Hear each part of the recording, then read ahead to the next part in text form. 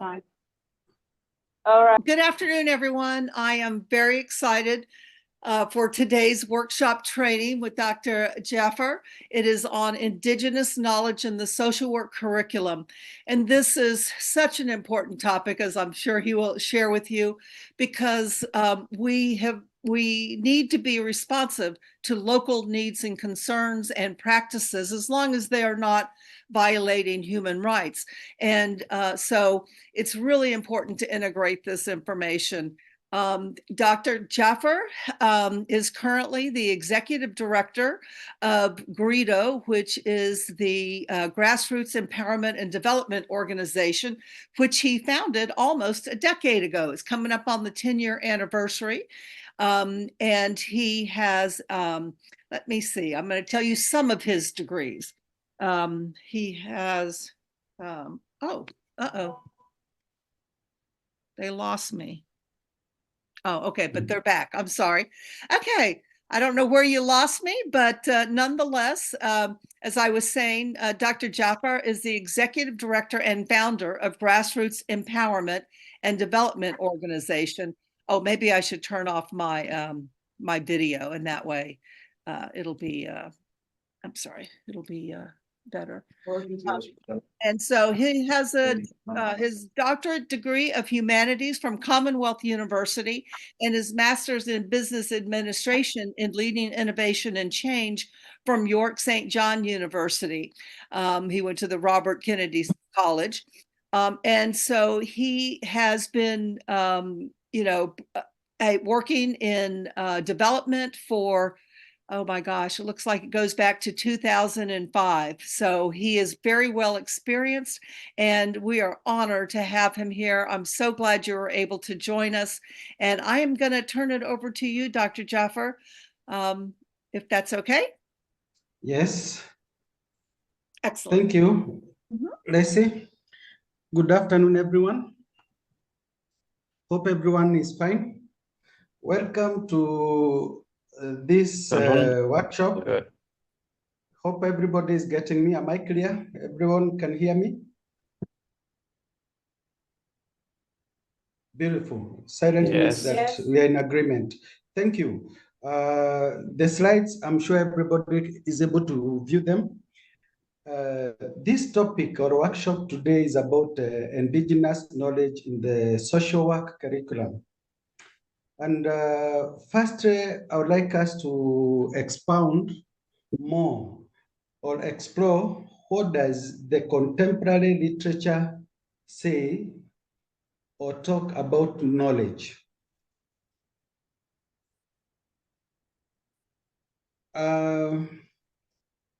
Delacat and others, 2015, Fanny and others, also 2003, Philippe and Arthur in 1998, who are cited in Thakopan, Williams, and Page, 2016, they classified knowledge into two categories, namely explicit knowledge, which is also known or called know what. And the other category is tacit knowledge, also called know-how. This is very important because there has been always some misperception that certain knowledge, they are not knowledge. And this is why the literature is giving us some in-depth understanding about the scope and depth of knowledge and its different categories. We'll begin by expounding on tacit knowledge. Gupta 2011, who is also cited in Thakopan, Williams, and Page, 2016, classified tacit knowledge as context-specific, hard to formalize or record because it is individual's head. Further, on others, goes ahead and categorize tacit knowledge into two dimensions, which is cognitive and technical dimensions. They argue that Dr. cognitive... Dr. Jaffa, May I Yes. interrupt you just for one moment? I'm sorry. Yes. Could you make your slideshow full screen? I think maybe if you hit over on the left from current slide, over on the left where it says underneath the home, it says from current slide, it might, or down at the bottom, I think there's a way to open it up full page. I'm sorry. Let me check. Look, yeah, keep going. Nope, over from should be where it says on the left. Yeah, right there. Go back to the left. Up. Right there. It says from current slide. From current slide, keep going right above your cursor, just a little bit up. Up to the left. One to the left. Now click that and see if that'll make it full page. Nope. There should be one at the bottom then maybe. Look all the way down here where you can increase the size at the very bottom right. Let me see. I'm so sorry. Down here on the bottom right of the PowerPoint. Take your cursor to the opposite side of the, move over to the right, to the other side. And now down there, see if that'll do it. Subtitles, yeah. Click on that and it's not working. Nope. No. Okay. Lopa, do you have any, how do we do this? I know there's a way to do it. I think there is function F5. F5, okay.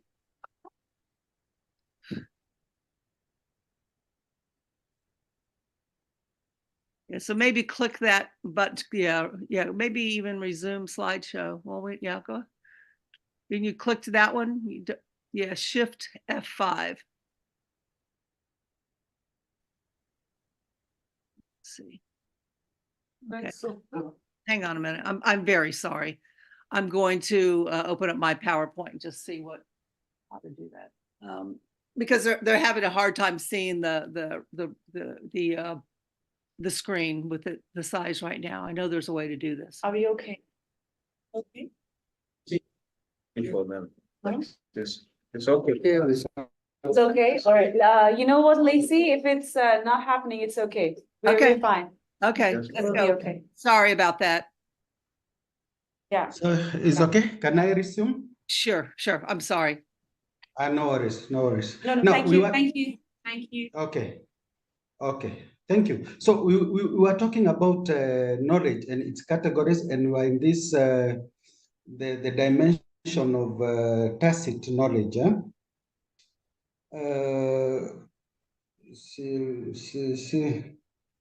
Good.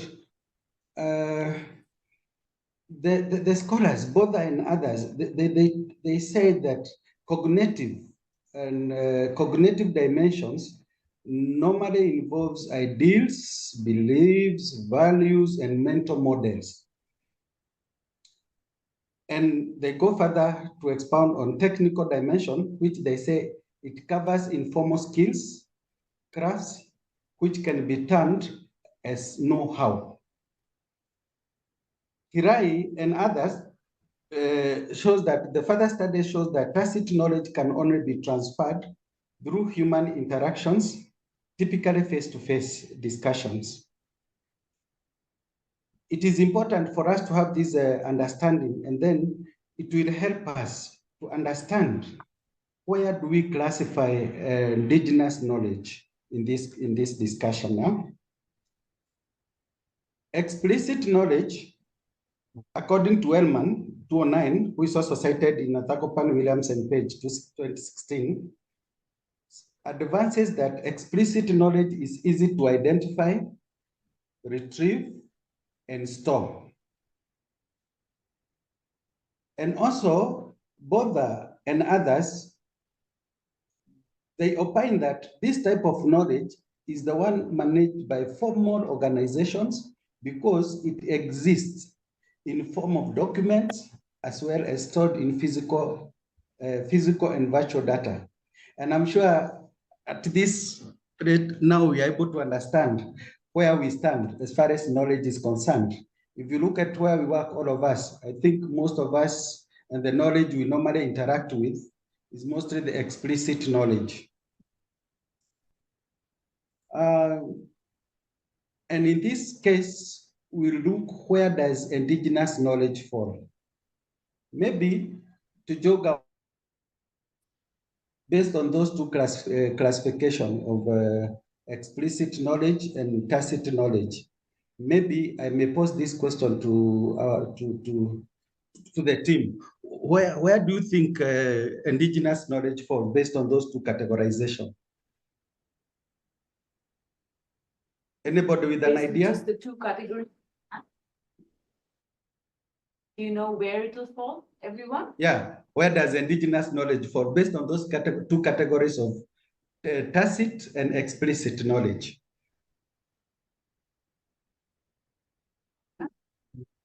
Maybe. I think it's under tacit.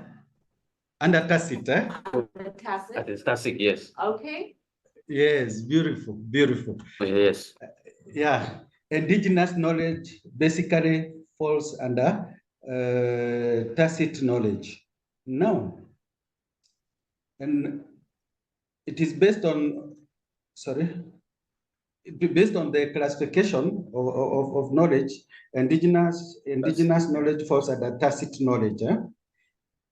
Now, according to Kaya and Sereti, in the perception of African scholars, a traditional healer who can cure a particular disease using specific herbs has the knowledge and theory of the plant species and their characteristics. But now, our traditional African healers, they don't have any literature. There is no records or books which are written to store those knowledge. That's why you'll find that automatically this knowledge, it is just in the head of that person. And normally how they transfer the knowledge from time to time is either those people are interacting, either you'll find the person is closer to this doctor. They don't have any notes written, but they'll share the knowledge through that interaction with the people who are closer to them. And that's why you'll find that this knowledge, it is sweet or it falls under tacit knowledge. Now, what does indigenous knowledge as a concept mean in this case?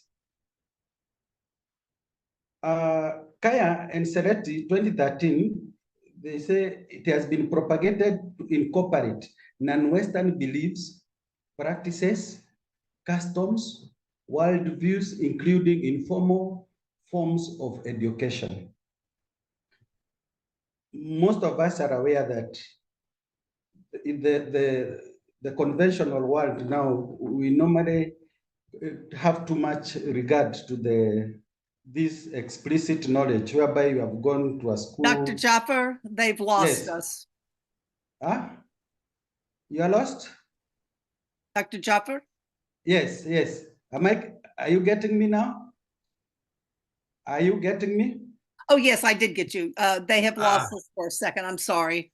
Okay. We're bringing the IT person. This is I know this is the challenge that is ongoing. No problem. I apologize. No problem. But I've still got the recording, and of course, we'll get another recording from you. So yeah, I'm going to make the one, and then I'm going to forward to you. I'll make it. Thank you. Shukran.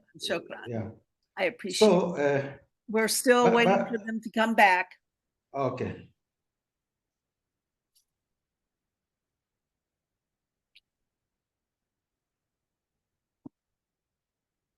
I'm sorry. So I don't know why. Well, I do know why. I know it's just challenging. Hi. We are back. Okay. You're back? Good. Let me go back to sorry. To the top. In the meantime, we're also getting ICT person. So Okay. yeah. Now, sorry. Okay, I will repeat. What does indigenous knowledge as a concept mean in this case? No, according to Kaya and Select 2013, are you getting me? Yeah, we're getting your voice, Hello? but there's no slide. You lost the slide. You lost the slide? We don't. Yeah, they're listening to you because we don't have the slideshow going on right now. So, Uh-huh. yeah, but it's okay. We are paying attention. Okay, beautiful. Now, Thank you. what does indigenous knowledge as a concept mean? According to Kaya and Seletti, 2013, they advanced that it has generally been propagated to incorporate non-Western beliefs, practices, customs, worldviews, including informal forms of education. And as I was trying to explain is that we find ourselves in a situation whereby there are certain customs, beliefs, worldviews, and informal educations, especially in our African context, it is normally disregarded. We have too much emphasis on the inherited curricula, which we inherited from the colonial system. And in other words, they say the concept here is to incorporate African ways of knowing and knowledge production into the post-colonial education systems, especially higher education, as the focus of this discussion. Now, there's too much emphasis on the Western ways of knowing. And this, for instance, I'll give an example. We have this system. You go to baby class, go to the nursery school, best primary school, secondary school, university. But there are other ways of knowing and knowledge production, which is totally disregarded, which forms the basis of communities' foundation in terms of their existence, system immemorial, which has enabled different societies or communities to survive and to live in harmony with their environment and the other creatures around them, and also to fulfill certain societal needs. And the question is, how is African indigenous knowledge stored? According to Kaya and Sereti, 2013, African indigenous knowledge is stored in various cultural forms. For example, folk stories, songs, folk drama, legends, proverbs, maize, etc. I'm sure many of you are aware, there are certain, like when you interact with the older generation, most of us, maybe we may not be very much acquainted with that, but there are people who have that link connection with this indigenous knowledge. You listen to sometimes the proverbs, they are full of wisdom. They direct and they guide. How do you interact, for instance, with different people of different ages? How do you deal and how do you treat your visitors, your guests? You know, it is full of many things. Sometimes those folk songs, they tell the history, they talk of several things which have very strong attachment, and they like a guidance to the society, to the community, to the survival of the community. And you will find that African indigenous knowledge, it connects well and communicate with the locally available resources.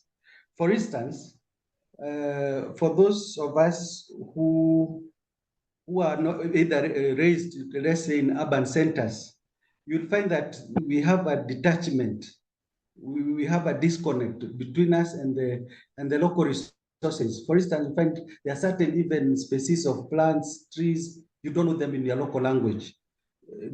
Which means then the moment you lack that connectivity, then again you cannot exploit, you cannot benefit because you don't understand the value and the benefit of those resources, because you are disconnected with them. One, because of the either the culture, values, beliefs which has been adopted, either because may not necessarily mean that the colonial system is solely reason to blame, but you will find there is changes, societal changes, which contribute to that, and it continue alienating the society or the generations from their indigenous knowledge. And in this case, for us to have sustainable development, the social workers, us being acquitted and being able to integrate the African indigenous knowledge in our interventions, whatever we do, it gives us a competitive edge in terms of being able to appreciate the societal values and everything, and to build on that foundation of the communities. Then we may ask, what has been the factors which has hindered the integration of African indigenous knowledge in the social work in Africa? One, according to Kaya and Sereti, the educational structures inherited from colonialism are based on cultural values which are different from those existing in most of the African indigenous societies. That is one of the factors which has been cited by these scholars, Kaya and Sereti. Another reason or another factor is also limited effort among the various African scholars to provide their own clear understanding of the concept knowledge based on Africa's own history of ideas and intellectual development. Another reason,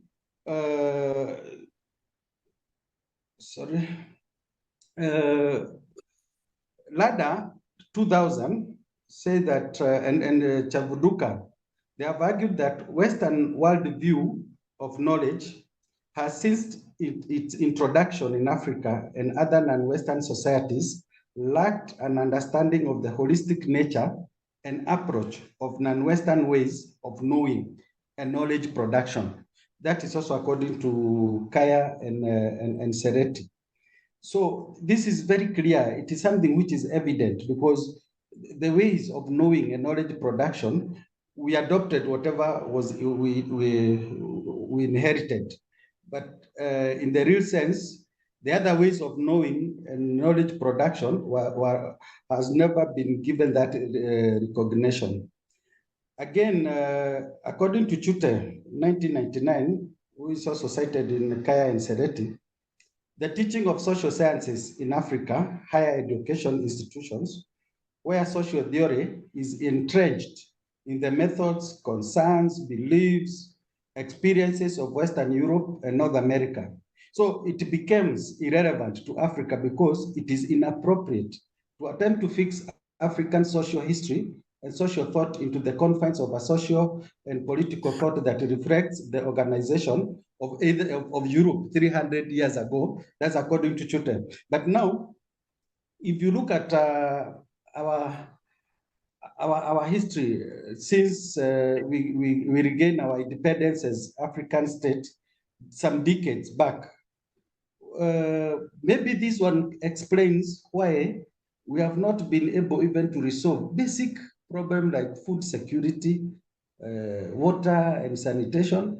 Despite that, we have got vast and fertile lands, but the people, we have not been able, maybe this one can explain, maybe need some more further research to explain this. Also, another factor which has been, hello? D'Souza and Santos. Are you getting me? Yes. Yeah. Ah, beautiful. There is another factor called epistemicide by D'Souza Santos, 2015. She is also cited in Lorraine, Jordan, and Horler. Says that epistemicide is the murder of knowledge stemming from the unequal exchange among cultures. You know, they continue to argue that this is a purposeful act of eradication and destruction of any knowledge systems, modes, meanings, and potentialities that rival those of the oppressors. You know, where we find that society, maybe they have been colonized, they have been oppressed. There is this tendency of the oppressing culture to be given preeminence and to try by all means to eradicate. We have No, lost, I think we have lost them. we've lost them again. Yeah. Sorry. Let It's me not wait. your Let me fault. It's not your fault. It's just poor internet. Okay. I'm so sorry. I'm so No problem. This is expected. Yes, sometimes these are human, these are human-made the technology. the It may have some problem, shortcomings. yeah, still don't have great internet in Juba. Yeah. But this is so important. Actually, like I say, it's really hard as two Western women, Karen and I, trying to help create this curriculum. And of course, we, worked closely with the faculty, but getting the indigenous knowledge and incorporating that is something that we don't have that knowledge to do. So I'm so glad this is happening. I mean, just like the example you gave of the older people having here's a traditional healer, and that Yeah. is so important. We've worked hard in the U.S. to let indigenous or healers come into the hospital rooms and so on. And so anyway, I hate that they're having to miss some of this, but we'll keep going as soon as they get back in. Yes.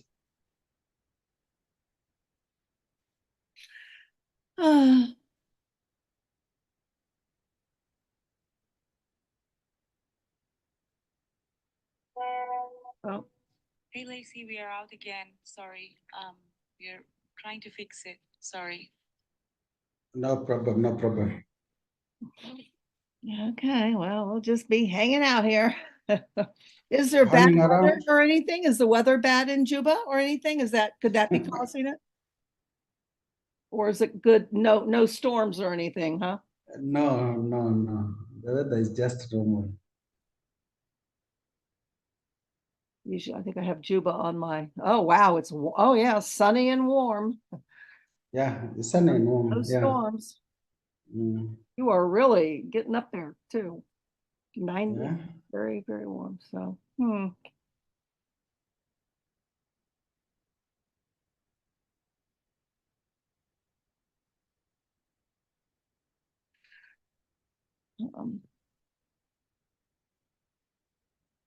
well, if they cannot get access back, then I think what we could do, Jaffer, is we could actually, let's see, how many slides do you have altogether? 20 slides. Okay, so is your presentation then less than 3 hours? Is it like 2 hours or something? It is less than maybe it could be 1 hour. Okay, so what we could do is we could just back up and start the recording, just do the clean recording now, and then we'll show it to them at a future date if we can't get them back. How does that sound? And that way you'll get, as they say, the two birds. We can just get a clean copy right now, and we'll have to send it to them. But we need to make sure they're going to watch it because this is very, very important. Yes, yes. You've got good internet where you're at. Are you at your organization? Yeah, I'm in my office. Yeah, you've got good internet going there. Usually UNICEF does too. I don't know what's going on. Oh, well. Let's hope they'll be back. I'm not going to take long. I'm No, just that's now good. I'm in the 10th. Yeah. Yeah, I'm in that's the fine. 10th slide. Yeah, like I Because said, since we had allocated until 5, yes. we still have some time for them to sort out the issue. Okay. Yeah. Oh, wait, okay.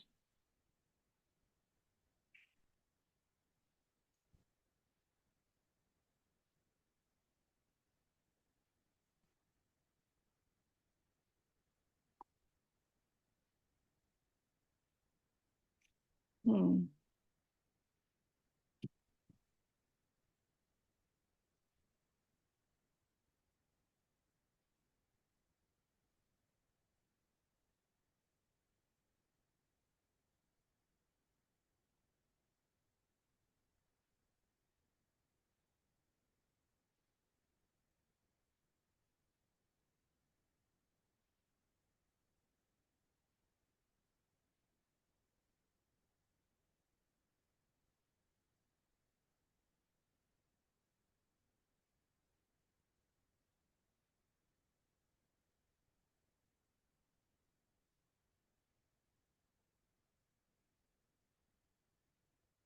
So they've restarted the computer, they said. Okay. See what that does. How is US? Is it cold?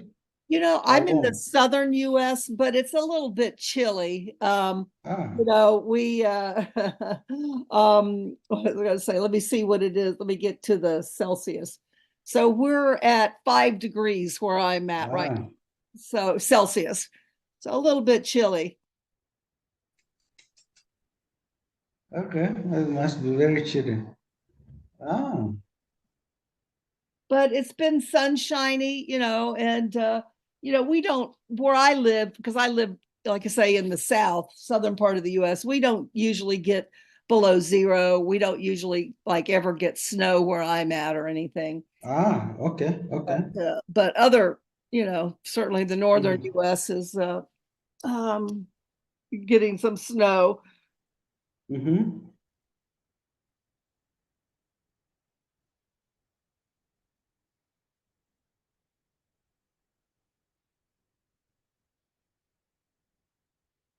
Okay, let's see. It is almost 7 o'clock. I'm going to say if we can't get this working by 10 more minutes, then I say we just stop the presentation, go back to the Yes. beginning, and you and I will just make a clean one. Okay. Yeah, we are back. You're back? Okay. Beautiful, beautiful.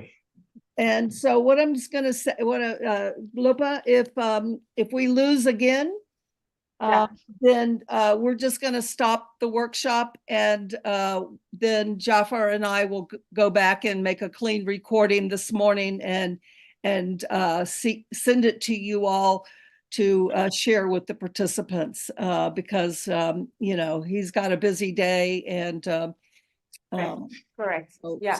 we'll Sounds try. good. Yeah. We're going to go Correct. now, but if we have any other trouble, then and hopefully they can get it fixed before tomorrow's workshop. Yeah. Okay. Yeah. Sounds good. Thank you. Okay, Can I so proceed? yes, Dr. Yeah. Kessler, let's go right Yeah. ahead. We've Okay. used our time efficiently. We've all gotten our teas and coffees, so Okay. Okay. Okay. Okay. no requirement for break.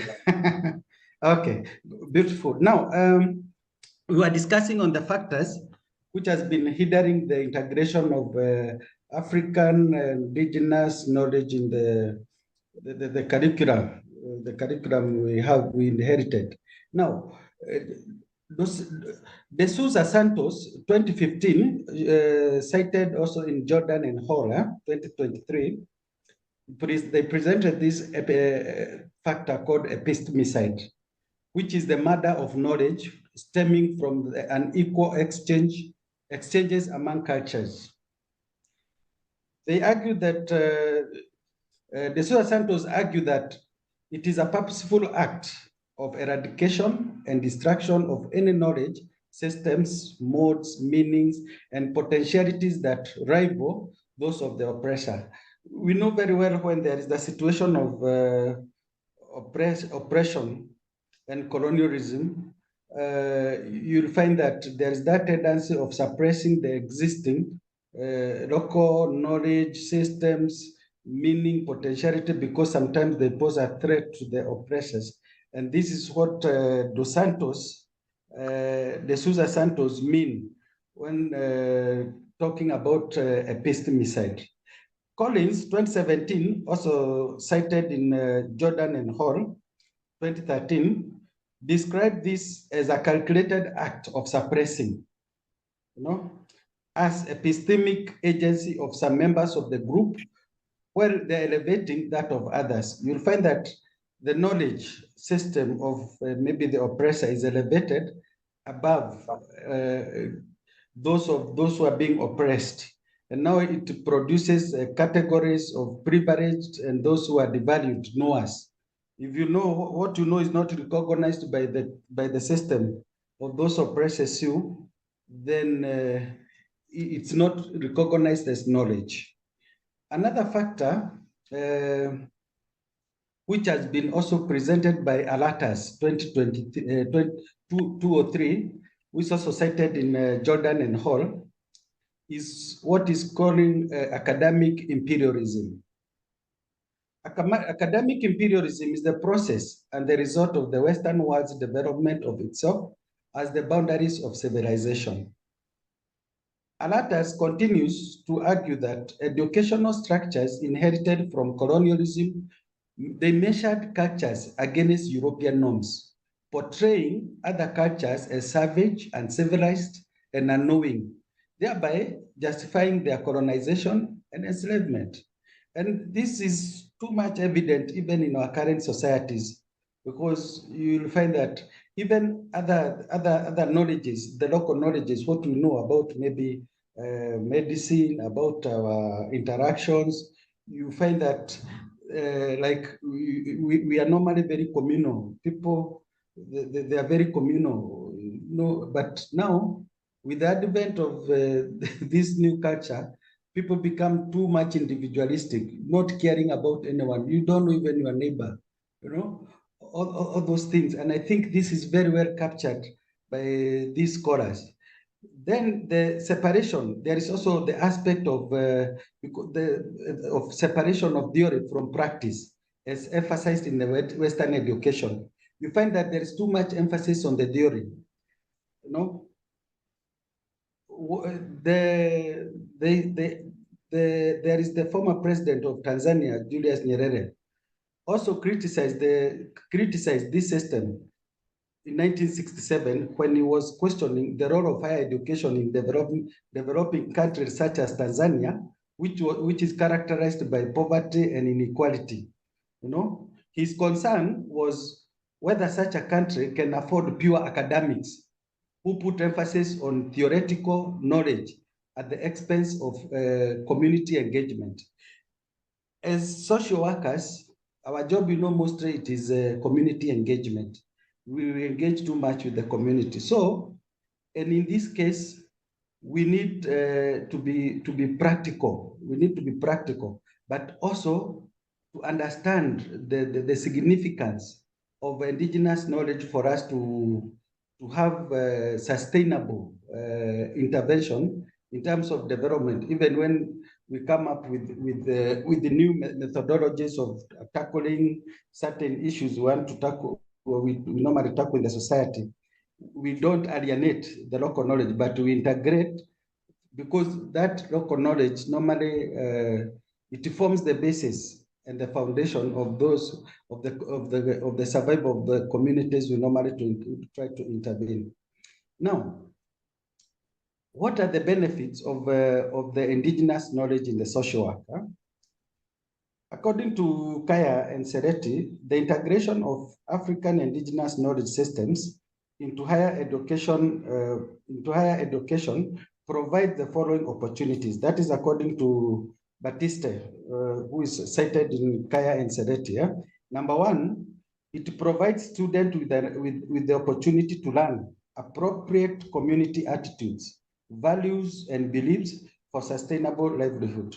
You are aware that in our engagement, failure to understand the attitude and the values and the beliefs of the society, of the communities we engage with, we cannot have a sustainable livelihood, or our intervention will be meaningless, because whatever we may try to introduce, the community does not believe in it.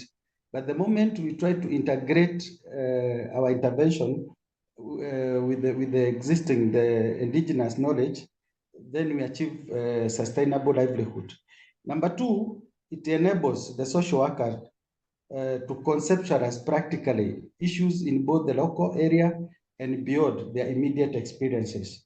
You know, you'll be in a position as a social worker if you're able to integrate the indigenous knowledge with whatever we have. You'll be able to conceptualize. You'll be practical, and you know, and be able to relate very well with the community. And also, thirdly, it involving the community knowledge holders in also research, teaching, and learning. It enables students to learn across generations, hence making them appreciate and respect the knowledge of elders and other community members. Well, Another benefit, also according to Kaya and Sereti, is that indigenous knowledge forms the basis of any community livelihood and development. That one is something all of us we can attest, because even before the colonialism, people used to exist, the communities they used to exist, and it is through those indigenous knowledge they used to know how to survive. For instance, you will find that in some society, when there is the invasion of maybe by wild animals, they have their ways of trapping those wild animals. There are those who have this knowledge of how to capture snakes, but that one you not find it in any curriculum we run in this conventional education.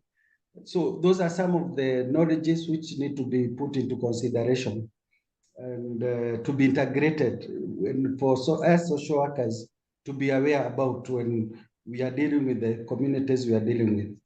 Again, the other factor is that Africans also need to acknowledge that the indigenous processes of knowing and knowledge production may not only enhance and sustain them as a people, but could also contribute to global pool of knowledge in the search of sustainable solutions to global challenges, such as climate change and food security.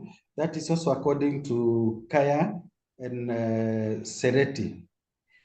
Now, there is one of the African philosophy which has been researched by Mugubate and Nyaguru, 2015. It is called Ubuntu philosophy. And according to Mugubate and Nyanguru, Ubuntu relates to bonding with others. This is the line. This is an African philosophy, which is indigenous, which has been researched about. This is in line with what the world expresses in most African languages, being self because of others. Under this Ubuntu, Samkage and Samkage 1980, they presented 3 maxims under Ubuntu philosophy. Number one of the maxims is to be human is to affirm one's humanity by recognizing the humanity of others. And on that basis, establish respectful human relations with them. This one, it is self-explanatory.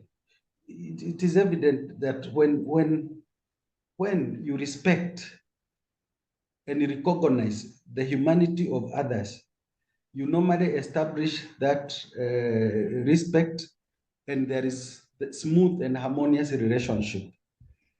But when you don't give that recognition, you don't affirm other people's humanity, then you fall into trouble with them. Second maxim is when one is faced with a decisive choice between wealth and the preservation of the life of another human being, then one should opt for the preservation of life. This is according to the Ubuntu philosophy. But what is happening today? Today, if I'm sick, I go to a hospital. They'll not admit me. They'll prefer to preserve money until they prove I'm not able to pay. Otherwise, they're not going to admit me. So we have lost on these kind of maxims in the Ubuntu philosophy, because the first priority, we should preserve human life rather than preserving wealth. And the third maxim says that the king owed his status, including all the powers associated with it, to the will of the people under him, which means if the king is cognizant of this maxim, will not become a tyrant, will be a servant, will be the servant of the people. And this is according to Samkage 1980 in advancing the maxims on the Ubuntu philosophy. Mugubate and Nyaguru, they continue, they say that there are other words that describe Ubuntu is number one, sympathy, compassion, benevolence, solidarity, hospitality, generosity, sharing, openness, affirmness, available, kindness, caring, harmony, interdependence, obedience, collectivity, and consensus. If you look at all those words, the moment we have them, we are complete. Then we eradicate all the crises, all the problems mankind is suffering from. Because lack of sympathy, lack of compassion, lack of benevolence, lack of solidarity, lack of hospitality, lack of generosity, lack of caring, they are a major source of human suffering. But with the Ubuntu philosophy or the Ubuntu, these are the other words of Ubuntu. So the moment we embrace this as social workers, definitely we'll be able to achieve the collective and the greater good of humanity. Because the other word of Ubuntu, according to these scholars, it is also humaneness. Ubuntu, according to Mugubate, according to Haley, which Zoa Tutu 208, who are cited also in Mugubate and Nyaguru, they say that Ubuntu is opposite of vengeance, confrontation, retribution, and that Ubuntu values life, dignity, compassion, humaneness, harmony, and reconciliation. This is the one of the African philosophies which has been researched, and as social workers, we need to embrace. Again, we look at Ubuntu in Zimbabwe, social work ethics. The Code of Ethics of Social Workers in Zimbabwe, which was produced by the Council of Social Workers, describes Ubuntu as humaneness. And the code further states that Ubuntu, or Unhu in the Shona language, places emphasis on values of human solidarity, empathy, human dignity, and holding that a person is a person through others. You are a person through others. This is Council of Social Workers, 2012. And the Code of Ethics also of Social Workers in Zimbabwe says that Ubuntu or Unhu or humaneness includes the stipulation of the philosophy that places emphasis on values of human solidarity and empathy, and that holds that a person is a person through others. It further states that the mission of any social work, it includes promoting social justice, human rights, positive change, problem solving, and improvements in individual and community relationships, and the development of society in general, which means now you are devoid of advancing individualistic benefits alone. And in the list of core values, the code include among service above all, service above all. That's the philosophy or the code of the values of a social worker, And in this list of core values, social justice, professional integrity, competence, importance of human relationships, respect of human rights, and respect of diversity.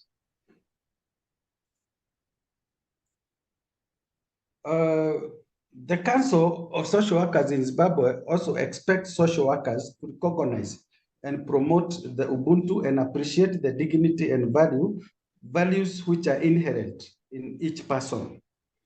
It also stresses that social workers must recognize that each person deserves respect and that each person exists within a cultural setting and a community, and that individual and community shape and influence and benefit from each other. So you find that this one is an interdependent concept, And as I conclude, the benefits, I'll touch on the benefits of the Ubuntu spirit in the social work, we as social workers. One is social work with individuals endeavors to bring function on the life of dysfunctional individuals. And Ubuntu has several tenets that support achievement of social casework. And they say in gerontology, this is the study of age and aging factors which come along the aging process.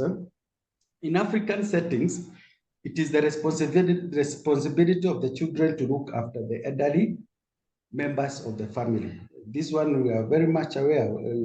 It is normally evident in our culture. We normally take care of those, our older generation, our fathers, our mothers, our uncles, our grandfathers. And also that a child with Ubuntu or humans looks after their family, inner or extended. And in Shona, there is a phrase which says kukura kurerwa and chirere. Proclaims that every person grows up through the efforts of others. And in the same vein, everyone should contribute towards development of others. And a person with Ubuntu is respectful, especially of elders. These values are also emphasized in Shona. And to that point, I come an end of my presentation, not unless there is any question, any clarification needed, the floor is open. Back to the audience. Thank you Okay. very much, Dr. Jaffa. I am, Loba, do you want to help pick people who have questions? And then I actually have something at the end too. Yes, absolutely. So based on the presentation here or any other questions relating to the topic, do we have any questions that we would like to ask the presenter? Yes. Yeah. Okay. A lot Okay. of questions. Yes. I have a question here. I need to know the differences between the indigenous knowledge and the modern knowledge, which we call science. And because it is said that by Europeans and Western that science is universal, and then the indigenous knowledge is of a particular group of people. I don't know, what do you say about that? Can we believe this kind of a statement that what we have here is only for us here, is universal? One, okay, to respond to that, certain scholars, they have disputed that notion. And me as an individual, I also dispute that. One, because if you look at our definition of initially of the first or second slide, the definition of knowledge, one is because there's been this glorification and disregarding of this we call the tacit knowledge. And as we have said initially, that whatever we inherited, because it has been explained very well by this scholar who is talking about academic imperialism. Academic imperialism. That is not right, because each knowledge, if given a chance, it can become global. It can become global. But you see, educational systems and curriculum, those are some of the tools which have been used also for dominance by killing or whatever De Souza Santos has called epistemicism. When you want to dominate other societies, one of the tools you'll find that is the education model. For instance, when colonialists they came to Africa, they found we used to have a ways of worship. There is how we used to call our God and everything. But now, since there was no chronicles, nothing was recorded about our religion. All of us now, we find the two preeminent religion, for instance, just an example, because they are documented, there is those chronicles, we have the Bible, we have the Quran. But given a chance, even whatever we know can become global. It's just a matter of integration and respect. Thank you. Oh, thank you very much. Just here concern about, you talked about the benefits of indigenous knowledge. I Yes. want to relate something here in the context of South Sudan. Yes. If we look deep into our villages, especially among us agriculturalist communities, we Yes. find that there is a way we handle issues of food insecurity in a way that Yes. sometimes Yes. these vegetables we collect from the farms, Yes. sometimes we use it and we dry it with the salt and we put it in a store for maybe in a situation where there is a drought, when there is no food, when there is famine, you eat that food. It means that Yes. we have used our indigenous knowledge in a situation in order to sustain for us food insecurity. We have solved the problem. Two, even Yes. we have cut the chain of poverty and we have Yes. solved many of the health issues that is supposed to occur due to starvation. Yes. And in my department, always we teach in rural development what we call it appropriate technology. And when you Yes. talk of appropriate technology, is you make use of the local resource that you have, so you Yes. sustain life with. Yes. That's what I want to talk in the context of Yes. South Sudan. Yes. Thank you. That is very excellent. That's very beautiful because, yeah, thank you very much. You know, those are the indigenous knowledge which is needed. And you see, like change, when change comes, for instance, one of the changes which happen and maybe may disorganize is the population growth. When there is population growth, that's when, for instance, maybe the methodology of food preservation for more people, then that's when now we incorporate more advanced and more innovative means like construction of bigger silos, you know. But now when you find that there's the perception that this indigenous knowledge is not helpful, then we run ourselves into serious crisis. We are supposed to build. We are supposed to build from those indigenous knowledge to improve based on the changing processes of life, either due to certain climatical factors, population growth, and so forth and so forth. So I think you are getting that concept very well of indigenous knowledge. Thank you. Okay, I have a question. You have given us the conceptual knowledge about indigenous knowledge, but according to me, we are supposed to have the strategies, clear strategies, and how to relate this, either integrate it into community indigenous development in Africa. Mhm.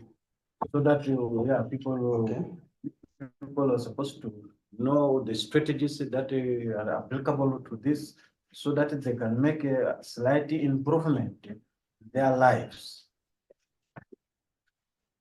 Beautiful. Thank you very much. Since this one is just a beginning, and we are just having this kind of an introductory phase, I think this something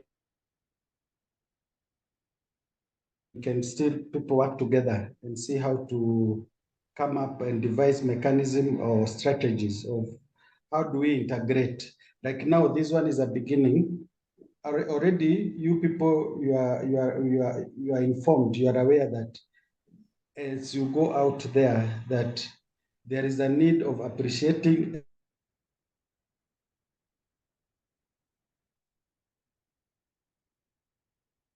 Oh, we lost your audio, Dr. Jaffa. Okay, this time it's all of us, right? Yes. Okay. Oh, there we go. Knowledge exists around. Thank you. Dr. Back Jaffa, to you. if you heard, we lost you for a few seconds there when you were responding. You are getting me. Yes, I was saying, since this is just a beginning, it's a concept we are trying to look into. We can still continue to do more and come up and develop some strategies of how do we integrate. But more important, having this information at this level, it will be imperative for each and every one of us in our various intervention, whatever we are doing, to recognize and to appreciate and try to dig deeper in the communities we intervene. What do they know? What do they have? It's very important. This is just a beginning, but as we move forward, how do we come up with the strategies of how do we incorporate it maybe in our curricula? But this is just a beginning, and I'm sure maybe we shall do more as the time goes by. Thank you. I also wanted to comment. Yes. I wanted to comment on the some components of the the points that you have discussed, Jaffa. Yes. I think for the Dr. Saleh and the team, if you reflect on the some of the concepts of the Ubuntu, and then the aspects of being empathy. I think we've talked about empathy throughout this course, and Yes. as social work practitioners, I think these are really key reflections, key behaviors that are expected of social workers that will be dealing with vulnerable cases, Yes, looking yes. at issues of social justice, not promoting vengeance. And in Yes. South Sudan, this is very prevalent. If you follow intercommunal violences, especially in Yes. northern Jongle area, other locations. So these concepts of Ubuntu, the empathy, all those components of restorative justice, for instance, where we have issues of children in the justice system. The Child Act itself talks about restorative justice, social justice. I think for me, this was one of the biggest takeaway from this the presentation. Of course, with due respect, I know this will be unpacked and it will become more detailed and easy for you to be able to engage with the students that you will teach for the certificate courses. Thank you very much, and back to you. Yeah. Thank you. Actually, Sola, to tell you something, for me, in my field, especially when doing recruitment, and it is not only about academic qualification, character and attitude. Somebody who I know this character, this person is not empathetic. This person is not kind. You cannot do job in the social work field because these qualities, they are the one which makes job easier. This one, it is the which form the foundation of a social worker. So I really take note of that. Thank you. May I add something as well? As Yes. this is, I hope we continue this discussion. One of the very first questions was, how is science different than indigenous knowledge? And, Dr. Jaffa talked about how we can use education to dominate people's, minds. We don't have to even invade a country if we've, gotten people to reject their own known traditions. The thing is, science is based upon observation. Indigenous knowledge is based upon observation, sometimes millennia of watching and seeing what does work, what doesn't work. And so it's, it may not have been written down in paper with a lot of statistics, but, indigenous knowledge has just as much validity as science can, in my own opinion. And it does go back to these epistemological debates about, the quantitative, the positivist versus the constructionist. Also, one of the things that I write a lot about is indigenous practices for environmental sustainability. And we've seen that, our Western capitalist orientation towards life, we have this orientation towards domination of everything, not just, the plants and the animals, but, other people as well. That's kind of seems to be in the core of Western, DNA. And, the idea of trying to make more money has resulted in rejecting, traditional practices that have kept a balance on the earth for, again, millennia. And it's resulted in the environmental degradation that we're in now. And unfortunately, we spread that. A lot of times we convinced countries to quit producing food for themselves and do things like, produce tea in India, which, meant that even though that, they were making a little bit of money off it, they didn't have, the food to feed themselves. And the loss of local traditions, I know I'm preaching to the choir here, it's harmed families. I've watched in China when I was there decades ago, more and more elders in nursing homes, not that they need to be in a nursing home, but because their children aren't taking care of them. The same thing in the UAE, not that it's happened yet, but you're seeing more and more couples, abandon the extended family where there's so much support for children and for elders. And I think that social work does look to identify resources in the community. And again, unless those practices or that indigenous knowledge is harmful to somebody, then we have got to put people before money. I mean, money is nothing. We need to take care of each other, and we have so much to learn from indigenous practices. So thank you very much. I'll open it back up again. Yeah. Yeah, thank you. Thank you. Yes, yes. Somebody? Yes, I want to say something. It's a little loud. Okay. I have just like a question, but I need clarification. I'm Njenga. By the way, I came late, but I got one of the important points on the screen talking about modern of knowledge. I don't know, before I proceed ahead, I need this one to be clarified to me. Modern of knowledge. Is it knowledge in Africa or knowledge in social work? Pardon? You talk about model of knowledge. I think it's somewhere there. I came late, and immediately you remove the slide. Let me check.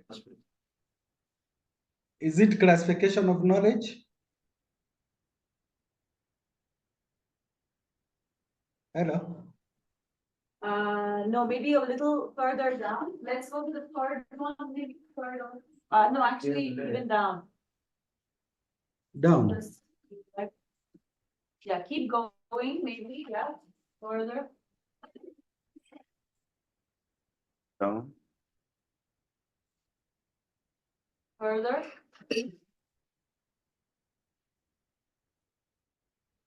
I go further.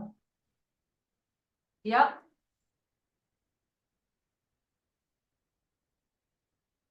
No, it's up. It's the remain up. Yeah. Up.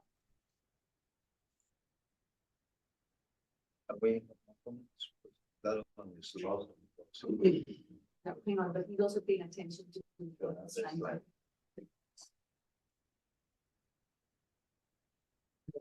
Yes, it's here. Yeah. That one. Yeah. Oh, matter of knowledge. Yes, model of knowledge. This a factor which was advanced by De Souza Santos 2015, whereby De Souza Santos argued that the epistemicide as a matter of knowledge is stemming from equal exchanges among cultures. She cited in Jordan and Hall, and advanced that it is a purposeful act of eradication of any knowledge systems, modes, meanings, and potentiality that rival those of the oppressors. And I'll give you an example.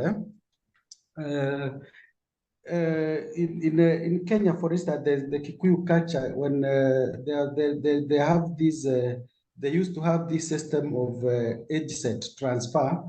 And the last one, which happened in 1897. Then the next handover of age set generation was supposed to happen in 1922. But that one was eradicated by the colonial government, to ensure that that system, that mode of knowledge, because the way being over the governance system of the community, it was a threat, and it was a threat to the colonial system. So they had to eradicate that. And that is just one example. There are several other examples of indigenous knowledge which has been eradicated. That's what the Sousa Santos were trying to advance. Maybe what clarification maybe you needed? Any other clarification? Yeah, thank you very much. I got you right. I want to go straight to what I want to talk about it. Okay. Do you know why I asked the question? Because I need clarification, but you clarified correctly. Yes. You know, model of knowledge, sometimes it means that oppressors came from the Western world or European country. Mm. When they come and impose their culture through education, like religions and all this, and I think that's how Africa now believe it, that their culture actually has been eroded due to education cultures, because today we are speaking a Western world language. We are not talking in our own dialect. And this is where we come to what we call Africa, our indigenous knowledge. By the way, even I believe even in the Western world, they have also their indigenous knowledge. When you go outside the country, when you go outside the urban cities, that indigenous knowledge, I believe it is the way that a particular groups that are living in that particular area, there are certain norms, certain values, believe that if you are a social workers, you must also to learn to know exactly how you should at least be related with them, or sometimes they can give you information, and this is where they can even get you how you can collaborate with them or working with them together. Because indigenous knowledge means that these are the local ways of governing themselves, and you must also be part of it. This is where they can understand you, by the way. So I believe education by then should not even be a humble or empirical kind of system that may even drain the system of passing information through indigenous or any local community around. So that is what we want to talk about. I think, according to Buto, you want at least us Africans should at least use their culture within passing all the information through social work practice in the society. And thank you. Welcome. Yes. Welcome. Thank you. I have something to ask about the knowledge. You know, I'm Daniel. Daniel, pleasure, Daniel. Yes. Yes, I'm Daniel. So I want to focus on two things: the knowledge being stored and being told by our grandfathers sometimes can just get affected by these modern cultures we have. You know, when there is a spiritual healer in the community, and that person is being in the community is to do the spiritual thing in the community. If you are sick, they take you to that spiritual person, and then you get healed. Later on, after we realize there is a modern cultures, they term those people to be magic, and that are no longer needed by the community. The same thing to beliefs in the church. In Africa, there are some communities who believe to marry more wives, and later on we are dictated by the church that you only marry one, some of the denomination. Now I want to ask my question, the impact of these Western and modern cultures to our African beliefs. So should we leave our cultures and adopt the new way of living? Then we are now no longer using this indigenous knowledge of Africa. So that's my question.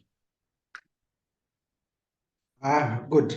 From my own perspective, we cannot say that the Western knowledge is bad, and because there is a lot of changes and there is the globalization. But one key thing, according to me or my perspective, is that those indigenous knowledge should be incorporated, should be integrated in the new modern ways of resolving, because of certain factors, certain changes that are happening rapidly in the societies, in the nations, and which means you'll have to embrace the new ways of doing things. But as you embrace new ways of doing things, we should not forget that we come from somewhere. those indigenous knowledge, they form the basis of our existence from the time we were created. Now, this indigenous knowledge is the one which needs to be incorporated and to be given respect, such that we are able to deal with emerging problems and solving our problems, but we have a foundational basis of our own identities, our own climate, our own environment, because somebody who is in different context, because as we said, when we are talking about the tacit knowledge, it is context specific. For instance, if somebody who is living in an arid place and somebody who is living in a mountainous region, those people, they are surviving in two different contexts. So you will find that the mode, the way they clothe is totally, those in the mountainous region, which is cold, and those who are in arid areas, which is hot, they have a different ways of life, even their feeding style, whatever they eat, you know. The only important thing is that because of the changes which we cannot ignore, we need to embrace both indigenous ways of doing things. We embrace them, but as we reform, we embrace new ways of doing things. As we reform the way we are governing ourselves, the way we are interacting with ourselves. And I was talking of, like, for instance, when we're talking of Ubuntu philosophy. If today, if I'm sick or I got an accident, I go to a hospital, I'll not be admitted. Why? Because if I don't, they feel that I cannot pay, I don't have money, or I must pay. Now, which comes first? Is it to preserve money or to preserve life? You know, fine, modern hospital is good, but also our values and belief that humanity comes first. So we must marry the two. What works better for us, and in the modern ways of doing things, then we embrace. Which does not work well for us, we have to shun it. Then also, we will find that there is our indigenous way of doing things, which is overtaken sometimes by event, does not resonate with the new reality. We take what serves our best interest as humanity, and we merge with the new ways of doing things. I think that way, according to my views, we can be able to have a harmonious life and devoid of so much conflicts and crisis as human beings. Thank you. I'm Helen. I'm Helen Juru. I also want to give my view about indigenous knowledge and Western knowledge. For me, I can say it's good to integrate the indigenous knowledge. There are good characters in the indigenous knowledge, or good things, good values, and also bad values. So those bad values, we have to take it out and we put there, right? The current values, which are good. Even in the Bible, it's clear Jesus comes not to what? Not to destroy the old beliefs, but he's come to integrate. And then also, when it comes to, because our values, our indigenous values, we have, there are good values in those knowledge. As this person has put, there are good values. So we integrate the good values, and the bad one, we take it out. And when it comes to my understanding, like when it comes to civilization, the civilization is set in Africa. That means civilization is set in Africa with us here, and then it was integrated into the Western world, especially in Egypt. That even the calculation of maths was started with that king of Egypt, and then the Westerners come and take the knowledge and they went and advance it. So that means our knowledge here is far more better if the Westerners can come and take our knowledge and work with it, and then they now take it that it is theirs, but it has started in Africa. That means Africa has knowledge, and some of this indigenous knowledge, we should not stop them. Only we take the bad characters and then we integrate the good characters. Thank you so much. I'm Helen. Thank you, Helen. So, I'm Dr. Saleh. I wanted to say something because the presentation is actually, as I said before, the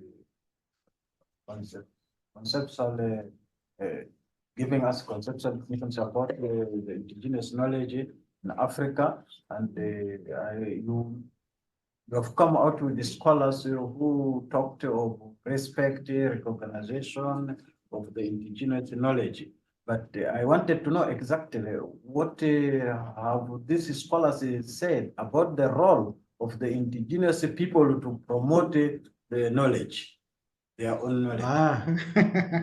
Yes, if you look at Kaya and Seletia, one of the problems is that our African scholars, they have done very little to advocate and to advance and to tell our story, you know. Very little has been done. So it is a awakening call that more effort should be done, because they're saying, most of the scholars, they're saying the effort is on us, in as much that we are lamenting, we inherited the curricula, for instance. It is our own brothers and sisters in our system, they're the one who have failed to put this one into context. For instance, I remember even when I was schooling in the lower primary, we used to learn mother tongue language up to grade 3, I think. But nowadays, those things are not there. So it needs some deliberate effort by our scholars and our system developers, those who are responsible of building our curricular development, that is, to ensure that more advocacy is done to incorporate, to integrate these indigenous knowledges in our curriculum system. Thank you.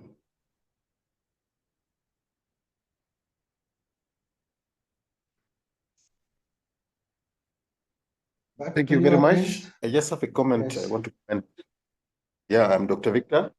I came late, but I think that nobody can monopolize knowledge or can glorify knowledge, because knowledge is subjected also to questions.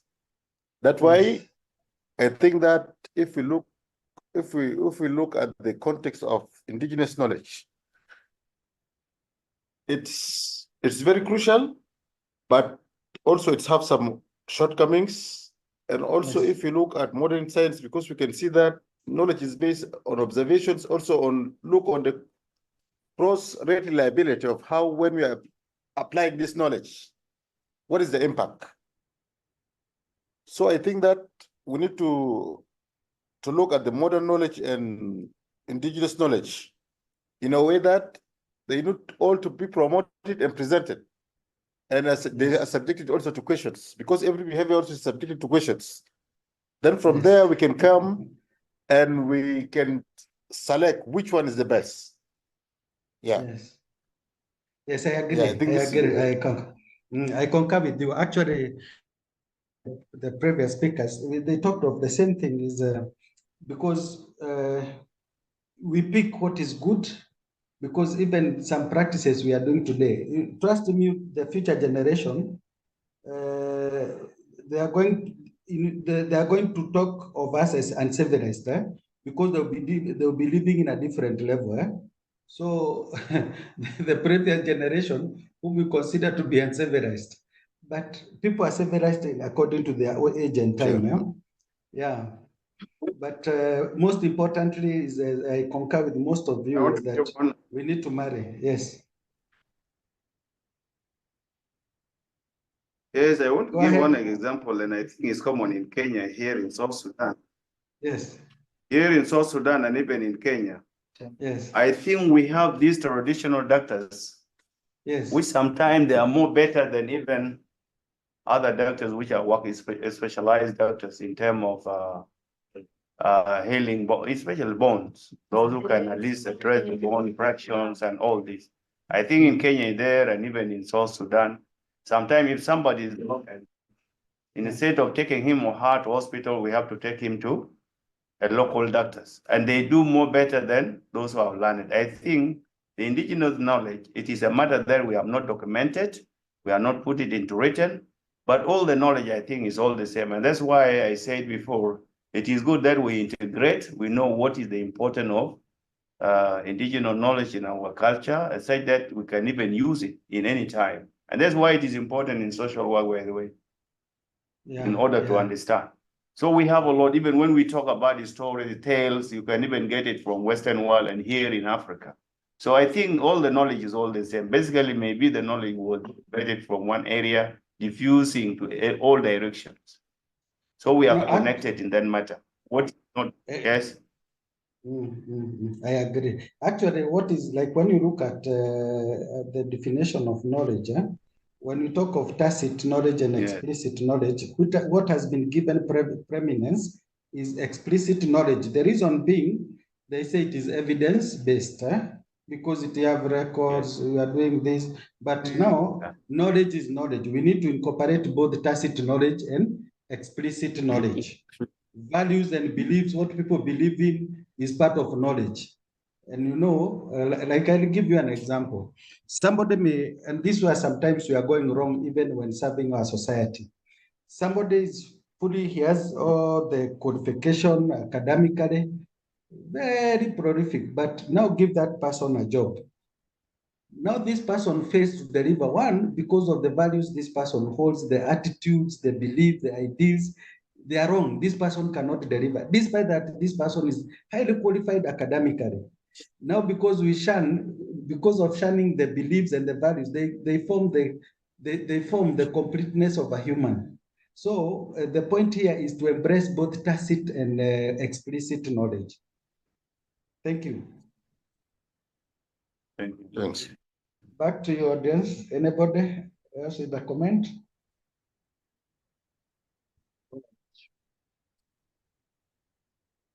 Do we have any further points? Any further Comments, questions?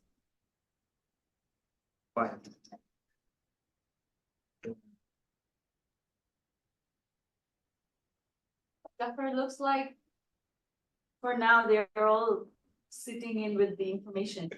Thank you. Thank you. Thank I you. want to Thank ask you. the last question. Okay, The last one question last is mine. question. Is Daniel here? Yes, I have the last question and it will be very short. Yes. So, you know, when there is a discovery, you have to write the source where this word came from, whether it is Latin or it is an English word. So I heard of Ubuntu as an African word. Philosophy. Yes. That they describe, philosophy that describes some beliefs or something like that. So where is the source, or which country is that philosophy generated from? Is it Zimbabwe or South Sudan, or which culture of that country? Yeah. It is South Africa.